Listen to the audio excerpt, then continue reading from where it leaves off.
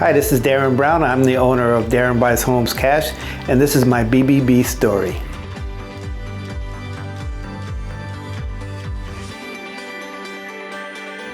I started out as a real estate agent and broker. In the year 2000 is when I got my license.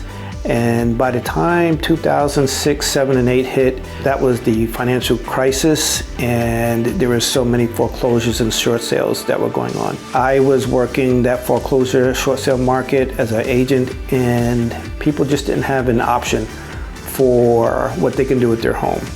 And what my business does is it gives them a lot of different options where they don't have to short sale, they don't have to foreclose on their home, and it allows them to move on quicker than they would normally. I try and bring the customer back into who I am with my core values, what I stand for. I am a person that's been in the military for 20 years. That kind of person really has a different way of thinking.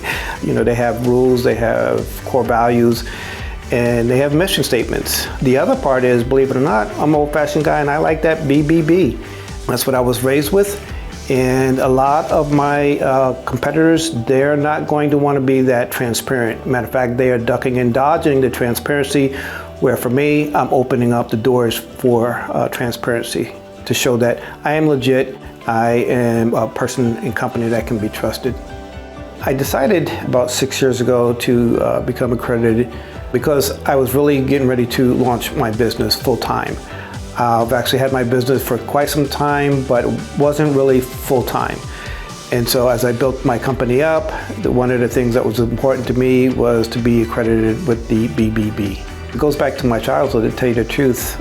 We grew up in the 60s and 70s, and back in those days, you didn't have the internet, you didn't have all these different sources where you can validate the credibility of a company. And my mom used to always tell me, if you're going to buy something, make sure that that company is with the BBB.